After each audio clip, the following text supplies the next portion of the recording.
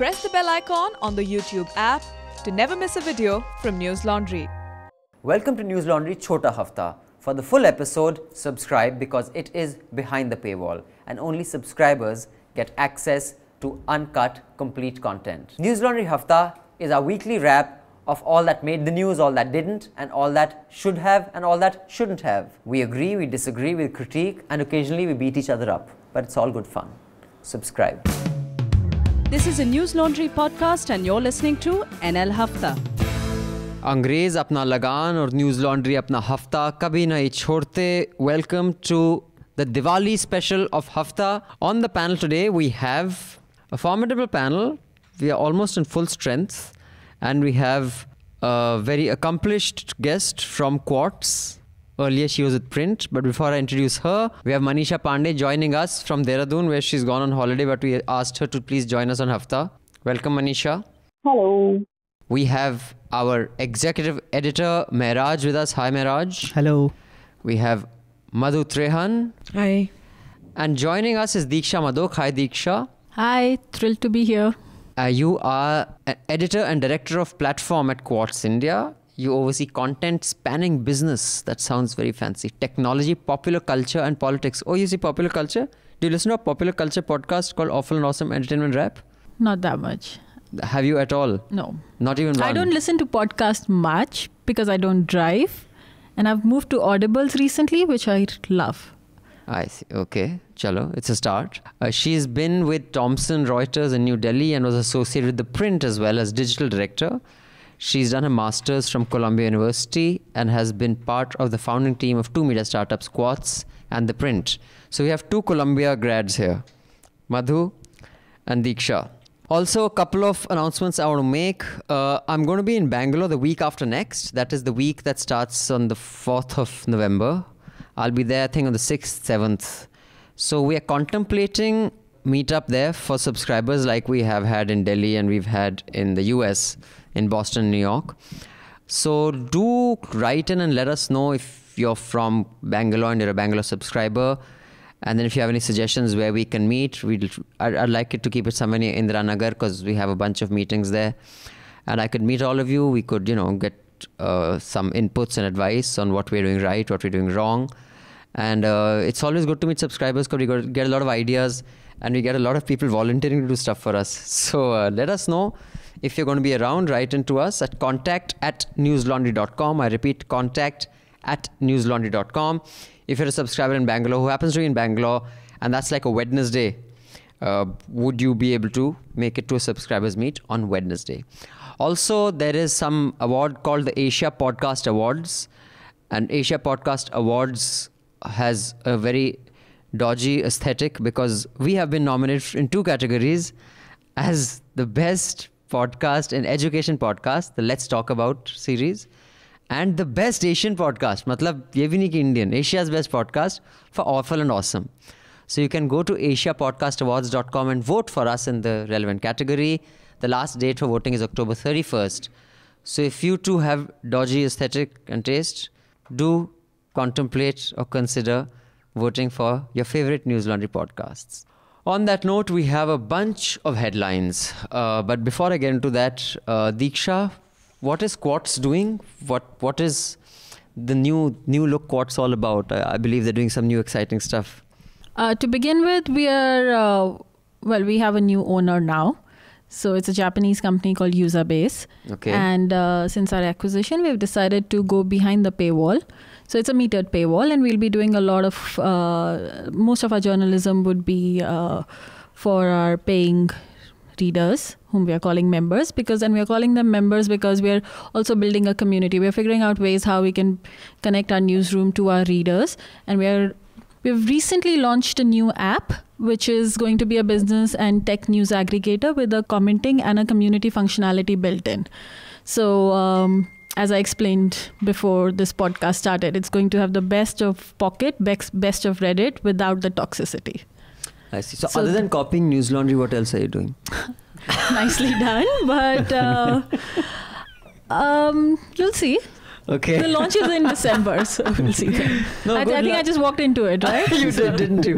But no, I have maintained for the longest time, as has Madhu, that the future of news only lies in subscription. If you remember, Madhu, in 2012, log hum par haste the. Ha! But who's laughing now? Anyhow, so this is what we have for you this week. It was an action-packed news week. Those of you who've been following the election know Maharashtra and Haryana had a very exciting final lap. It was covered wall to wall yesterday, and a lot of people were gloating, saying, see, you were wrong. And a lot of people were saying, oh, we were wrong. We are so cute because we owned up to it. So we shall be discussing the Haryana and Maharashtra election. There were some huge upsets. Mr. Khattar's, I think 7 of his cabinet ministers lost. Mr. Surjewala lost from the Congress. Meanwhile, in Maharashtra, the young Thackeray won. And he seems so different from his grandfather, no? And if you see his demeanor when he talks, he's such a sweet boy. And his grandfather, there was nothing sweet about him, like nothing. But then what does he bring to the table which is different from his grandfather? I don't he's know. Sweet and all, but... I'm very surprised that the Sena is still relevant. But I mean, personally, I do think that it's good they're around because they seem, better behaved than the BJP. Can you imagine? Who would have thought? As I think I recall there was one incident in which he stepped away from the Shiv Sena stand. And he tweeted it. I think it was against some lynching or something like that. I think one was the forest, the Array forest. He was, and then they said that you guys are in power. Why don't you land up there?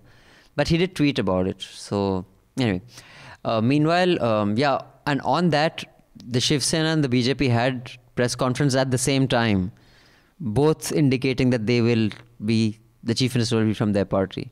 So I think there is still some tension there. And of course, the fact that Priyanka Chaturvedi, and I think it's very good she's done that, has spoken against, what is his name, Kanda or Konda? The Haryana alleged rapist. Kanda. Gopal Kanda, yeah. Because someplace it's spelled as K-O. Anyway. Usually so it's K-A-N-D-A, Gopal Kanda, yeah. So it's Gopal Kanda, who, those of you who weren't following the news a few years ago, ran an airline. He's a rich man from Haryana who runs an airline and does many other things. And one of the employees committed suicide because she said that he had exploited her and promised her something, and he was having this affair with her. And after that, when the case did become a big deal in the media, her mother committed suicide because of alleged pressure by him. Basically, he seems like a villain from a Sunny Deol film. And he won as an independent. He actually has a party, Haryana Lokhit Party, it's called. Oh, I see. Oh, yeah. But he matters to be independent. Yeah. So anyway, we'll discuss that. Then there was a US Congress hearing on Kashmir, which was very interesting. We've carried an interesting piece on that. We shall discuss a bit of that. There was also the congressional hearing on Facebook of Mark Zuckerberg. We will talk about the US Congress hearing on Kashmir in some detail. Then Infosys was in some deep shit. There's a class action suit in the US. Apparently, a whistleblower has said a bunch of things, including that they are fudging, how they show their profits or how they measure them. But he also said that the CEO and one more board member talks about the independent... CFO talks about the independent board members as Madrasis. And there are 2 Madrasis. And what's the third person he talks about? She's a diva. Kiran Mazumdar-Shaw. I don't care what the diva says. I don't care what Madrasis say. So I mean, being half Madrasi, I must say I found that kind of funny. Not that he called us Madrasis, but that this was like sent as a whistleblower's complaint. And it was published by Deccan Herald also, about these things. But this is the second time. In 2017, they had a similar whistleblower's complaint about when the previous CEO, he had to step down partly because of that. So it was the same thing, corporate account fudging and basically financial fraud and stuff, no? That was over an acquisition. Oh, right. He acquired a company that they didn't like. An Israeli company. So it involved something like similar about financial... It was later on they said that it wasn't accurate, but Vishal Sikka had stepped down by that time. Even he didn't Narayan have Murthy, to step I think. down. He stepped down. Narayan Murthy also had to sort of step away from the company because of that. Yeah, that was because the allegation was that Narayan Murthy was not letting go, in the sense that when Sikka came about, he was being too interfering. So I think that is why under board pressure of public relations, either you run it or you let the guy run it. Yeah. And it was There were many pieces written on how founders find it hard to let go of a company. So the interesting thing is that with Infosys, most of these whistleblowers, there was another one over the salary that was paid, not salary, the severance that was paid to one of their executives. So almost all of these whistleblower complaints have come once they've had non-founder CEOs. Vishal Sikka now. But it's interesting how Nandan Nilekani has to keep stepping in every time there's a crisis. Saves the day. He is still the non-executive chairman. Right? Yeah. I mean, yeah. Then there was this murder in Uttar Pradesh. Kamlesh Tiwari, who has been, in the news for a long time because he was one of those who spoke. He said something about the Prophet, and he was jailed for that. And he was, used by the Hindu right that if this guy can be jailed for this, there's no freedom of speech. Whereas if anyone says anything against Hindus, they are encouraged and there's freedom of speech. Anyway, he was shot and killed. And it emerges, of course, the investigation is still happening, that it was because of what he had said earlier. The first reports that came out said that it is some personal rivalry. And in fact, his mother, Kamlesh Tiwari's mother, went on television channels and accused the Chief Minister Yogi Adityanath of not doing enough to protect him. In other very big news, the NCRB data is finally out 2 years late. That is the National Crime, what's the full form? National Crime Records Bureau. National Crime Records Bureau. And now I don't know if that is always the case. It leaves out data on lynching, khap and religious killings. But I'm not entirely of the view that it is left out because of, malicious intent. I do genuinely believe it's very difficult to, it's too subjective. Also, Abhijit Banerjee won the Nobel and he met the Prime Minister. I thought that was a very interesting meeting. I thought both the men handled it quite well, considering I'm sure neither can stand the other. So they kind of maintained some sort of grace there. And the social media linking with Aadhaar, that case is making waves again. I have no idea how the hell they plan to do it. It was all over prime time as well. And there were some other international protests that I'm going to talk about right at the end. And finally, Jammu and Kashmir, there were the local body elections. And since none of the other mainstream parties other than BJP contested, it was swept by independents. There are 217 blocks have been won by independents and BJP has won 81. But the way it's been presented in the media is very misleading. Like what? These are indirect elections. People don't vote in these. So these are block development councils and they have existed forever, but this is the first time elections are happening. So in those elections, only the panchas and sarpanchas vote.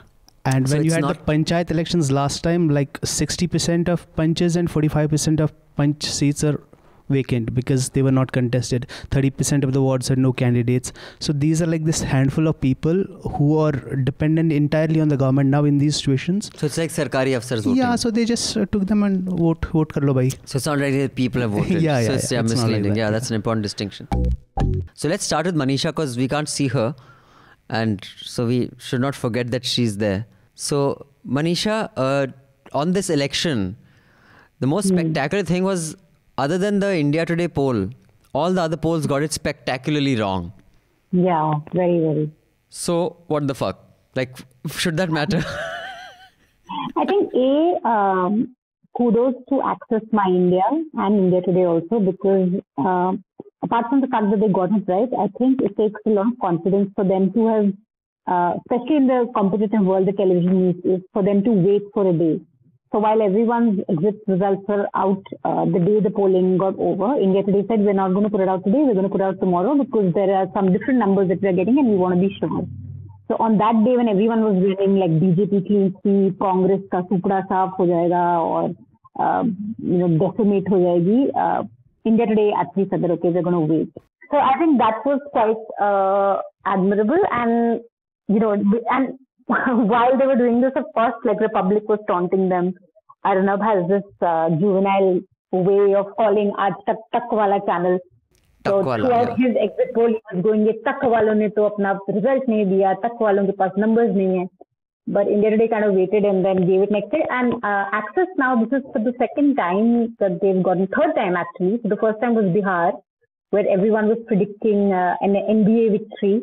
Access actually didn't. And CNN News 18 was to carry that poll, but they decided not to carry it because BJP was not shown as winning. And then 2019 Lok Sabha, again, Access said that BJP is they gave them some crazy numbers and they were right. And this is the third time. So maybe exit polls are not really we shouldn't vilify them as much as we do. And maybe if you do them, if you actually seriously put a methodology to it, or if there is some sort of rigor to it, you could at least come close to the result. So I think that was quite interesting. And yeah, waiting for a day for me was I don't think you see that very often on television channels, where channels are okay to not rush in and say, okay, we'll wait for a day. Yes. Of course, they had a great time then on the day of the election. Rajdeep and Rahul Kawal were whistling on air. I think the drama became a bit much. Even last time that the same dude started crying that everyone was saying you have got it wrong, but we stuck to our guns. Everyone was calling him Sanghi and saying... Yeah, and then he started crying and all. I was like, fuck, take it easy, dude. Crazy numbers. All this, but he was... I mean, that was a bit much. Again, they were getting senti. I think you're being too charitable to opinion pollsters. But anyway, Diksha, I'd like to know what you think. No, I think this is actually non-journalistic. When journalist or a news organization, any, starts this that we first, we've made fun of them, or we got it right, they have to remember they're not the issue. They're not a subject matter. Nobody cares whether you got it right or wrong. It's okay, you got it right. So you just have to go on and on about it. It's just plain non-journalistic. Nobody cares. But you think there's any credibility to polls in general, even if this particular company's got it right? By mistake. Because I don't, as I've said many times before, I don't think people ever tell the truth to the person who's taking the poll. They look at your clothes, they look at you, they see what you want to hear and they tell you that. Diksha, what is your view? I actually had a question for Manisha. She said that the Access guys, they just have a lot of rigor and new methodology. So how is it that they're able to get this right? Actually, if you read the document that they put out, they've explained party-wise the results, and they've given it's kind of, I guess it's just a question of putting in some rigor and some, robust questioning, because they do talk about Jat anger. And no one was talking about it except, Newslaundry had a ground report that talked about how the Jats are really, really upset, and that was one of the deciding sort of factors. They talk about the Dalit vote anger also. They talk about a failure of caste coalition. So there is some sort of thinking that seems to have gone into it, at least if you read the Access My India document that they put out explaining some of the reasons that they think were behind the numbers. But do you think there is anything sensible about polling or pollsters? Because I remember this company called Chanakya had got 3 right on a trot when everybody had got it wrong. 2014 ke baad, the Delhi election, they got it right. Then the second Delhi election, when everybody had said Kejriwal is going to go down, they had given him like a handsome victory of like 58 seats. Of course, he ended up getting 67. And then after that, a third one, I don't know which was the next. Bihar, they got that right. And I was saying Chanakya is the only smart and everyone. But then soon it was a question of time before, like Hrithik Roshan's first 3 hits, the next 3 were flops. So I don't know if there's anything. So yeah, Diksha, what is your view of these? I'm not an expert. I am more interested in knowing if their methodology changes with time, which is why is that the reason why they're coming up with fresh results? But I'm actually talking as a complete outsider. This is not something that I've ever reported on. So I'm just curious to know more about why there is such a big difference. I'd like to briefly talk about these protests.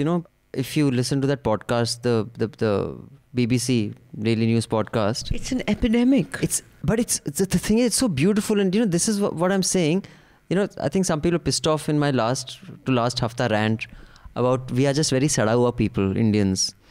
We are like, we have this shit expression on our face when we go about our day. I don't agree at all. I don't agree at all. I listen. I take a walk every day. I see people at bus stops. I see their faces when they miss a bus. All right? I've seen people miss a bus in America, and I've seen people in India miss a bus. It's a very different reaction. And I think that no matter what hardships people are going through in India, and the hardships I think are far greater than in the West that I have witnessed, I think on the whole, our people have a spirit that is generally a fighting, joyous spirit there's a lot of laughter in families, in lower middle class families. There are a lot of jokes. I've seen labor. You walk past them, they give you a smile, you chat with them, they love to give you information about their children and what they're doing with their schools. Today's labor is sending their children to school. For me, that's a big thing. No, of course, I think there's definitely aspiration. On the World Happiness Index, none of this kind of seems to reflect. We are lower than countries way poorer than us. No, we are lower but than Pakistan. that's a survey because if somebody was to approach someone on the street who's going through the daily hassles, कि आधार card कहीं फंस गया है, कि मेरी गाड़ी का ये हो गया है, कि ये घर में बिजली नहीं है आज, those daily hassles, and on any given day you ask any Indian who is usually going through some daily hassle. All of us do. But that's true for every country, no? It's not everyone is asked that. No, the daily hassle, they asked that everywhere. But the daily hassles in India are much higher than in Western countries in pure survival terms. I'm talking about Pakistan. They are higher than us on the happiness index. Countries much poorer than us are higher than us on the happiness index. And sorry, you were saying something. Can I just finish? I think it's an attitudinal problem that actually, this is my, there's no survey. This is just my gut reaction. That I think, from my personal experience, I think that when you ask someone that how happy are you, they're going to be thinking about the last problem they're dealing with in India. So they're going to say, look, I'm strapped, I have this, I have that, I have this problem, that problem. But when you see them functioning on a daily basis, no matter what economic level they are, you go into a basti, the way they're bustling around, the way they're hustling. मातम थोड़ा ना मनाएंगे, but सड़े हुए तो फिर भी है ना. What choice do they have? I don't call them sarod. I don't call them sarod. I'll tell you. I think Indians are not sarod. I think I admire their spirit of fighting and still I find most people are cheerful. I mean, when somebody bangs on your car asking for money and you roll down the window and you start actually talking to them, and it ends up with a lot of laughter. Well, but I'll come to that. But what is your view on the whole, my comment? Actually, I was going to connect this to the epidemic of protests. And when you see the quality of protesters around the world, right now, for those of you who don't know, there are protests happening in Hong Kong, Lebanon, Bolivia, Chile, and of course in India, everywhere else. I have a theory for that. I think the protests are happening because more than any recent time in the world, there are more autocratic regimes and autocratic decisions taken. And also wealth inequity. Inequality. And wealth inequity, yes. In South America, that's the big problem. There was always wealth inequity, but I think people are more aware that because of how their rights. we are. Yeah. So I think that there is these two things, that there are extremely autocratic and corrupt regimes, and people are reacting to it. So then let me lay the context, and then, Diksha, you can get the mic for as long as you want, and then Mehraj and Manisha as well. Basically, there's this lovely video on the BBC where Robin and his mum Elaine were driving through protest in Beirut, and because so many people around protest, the child got scared, and the mother was in the middle of like these hundreds and thousands of protesters, and the child is scared. And she tells the protesters, my child is scared. So they start singing Baby Shark and dancing to make the child feel secure. Now, Yeah, I have been in Banaras for the campaign. Indians are aggressive dicks, especially when they're in big numbers. It doesn't matter whether the child is them. I have been in Bombay during Ganesh Visarjan. वहाँ तो राजनीति नहीं चल रही ना, आप खुशी मना रहे हो. अगर आपकी गाड़ी बाय चांस बीच में खड़ी रह गई और चारों तरफ लोग आ गए, see how they bang your car and try to intimidate you. Indians are dicks. They are unhappy dicks. Sorry. No, sorry. Isn't that a bit of a generalization? Because there was also that, you remember last year, that farmers' protest, that huge That was one, which is why so much was made of it. See how that was 1 out of 100. Yeah, but there was a similar thing in Delhi also. And if like Kashmir, it's always protests, right? And if you see, it's like this similar stories, small stories, small acts of kindness everywhere. Sorry, I have seen very few acts of kindness. I have gone out. You say anything to anyone in India, they're ready to break your head. You go out for a campaign, they're ready to break your head. You go out, you board a flight, and someone will cut a new line. So, bhai, piche aa jao, he's ready to break your head. No one is being nice to anyone. Everyone is so stressed and so tight, wound up. One little twang is all it takes for him to snap. Now, the last thing that I want to discuss, and after this, we'll just take everyone's suggestions and wind up. The news report is the Assam cabinet on Monday decided that no government jobs will be given to persons having more than 2 children after the 1st of January 2021. The important decision was taken at a cabinet meeting held late Monday evening that adopted a new land policy which will give 3 bighas of agricultural land to landless indigenous people and half a bigha for constructing a house. A communique from the Chief Minister, Sarbanand Sonowal's public relations cell, stated that those having more than 2 children will not be considered for government jobs. I want to know what you think, because I know the Rajasthan government had done a similar thing a few years ago, which was for school teachers, or you can't fight the panchayat election. That was Haryana. What is Haryana? Haryana, yeah. Okay. So you can't fight panchayat elections if you are not 10th pass or something and you have children, more than 2 children. Yes, and there's some, but then it was retracted. I know Rajasthan was planning route because I remember that time Scindia was the chief minister. What's her name? Vasundhara Raje. But I don't know if they went through with it because we discussed it. But this was a court order that the court ratified that decision. Oh, I see. So it's in Haryana, it exists right now. I am not sure about as of this moment. Yeah, but it was the court that said, yeah, you can go ahead with this. But I want to know what you think of a rule like this. Is it democratic? Is it fair? Does it make sense? Or does it go against the very essence of democracy? Madhu, why don't you start on this one? I don't know, it seems a bit extreme, but the problem is that ever since the emergency, we've not been able to put any real policy in for population control. So I guess people are sneaking things in like this. There has to be some form of population control for obvious economic reasons. So suddenly an overpopulated country became a great country with a huge market.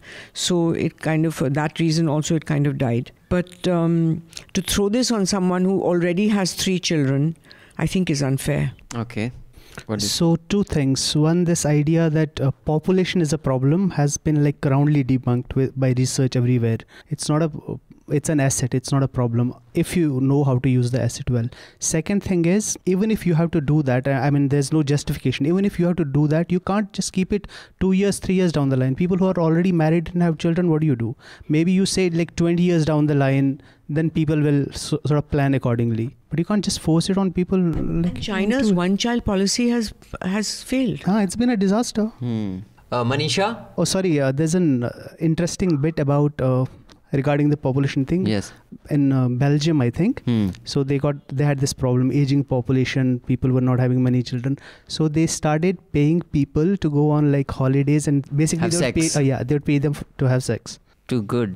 Okay. Russia has had a policy for decades on encouraging couples to have children. So the more children you have, the more benefits you get. In Japan also, because their population there's negative growth, so they are trying to get people to, because people are not cohabiting or copulating. By the way, so I just Googled, this is from 2016. Both Rajasthan and Haryana, new rules for contesting panchayat election.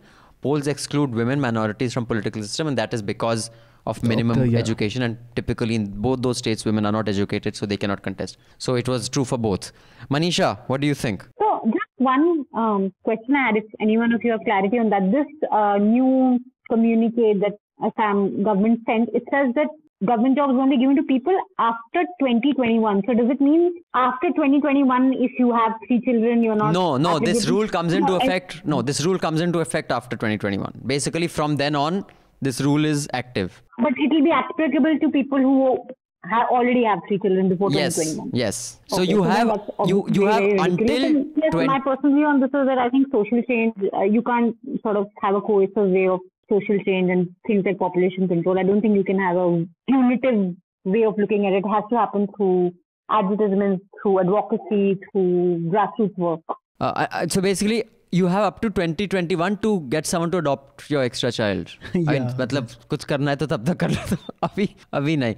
But okay, I see everyone's arguments are about the effectiveness of this program. My point is, even if it is effective, but it's undemocratic. I completely agree with you. I also think that, so I was just reading up on this, that India's, the replacement level, the fertility replacement level, it's already approaching, so the UN says it should be 2.1 and in India it is already 2.2. So we are actually nearing that number. So I don't know why some states need to bring in such draconian measures. And also studies have shown that if the woman is educated and if she marries late in life, she automatically has fewer kids. So, that's a better way of going about this. And there was this really interesting John Oliver show on the impact of China's one-child policy, And it's just like heartbreaking what that policy has done to that country. And I think I still don't understand why some governments are going for I think such it's just measures. an excuse because they don't have jobs to give to people, so they just came up with this that okay, we Or won't. they're just jealous that people are getting laid. That sounds so much like all the single RSS people. And on that note, I'd like to wish all our subscribers and even non-subscribers, those of you who listen to this for free, just want to remind you that we're sitting in an office that we pay approximately $120,000 or $130,000 a month for. Speaking on mics, each of these I think costs some 8-10 grand. We're working on recorders. One of that's got spoiled, that's gone to the workshop. So we just are left with one which costs about 35 grand, with a producer and a sound recorder who's sitting who are paid salaries, and with electricity. But I'm glad you're enjoying this podcast for free because, of course, no one needs to fucking pay, right? It just comes to you for free.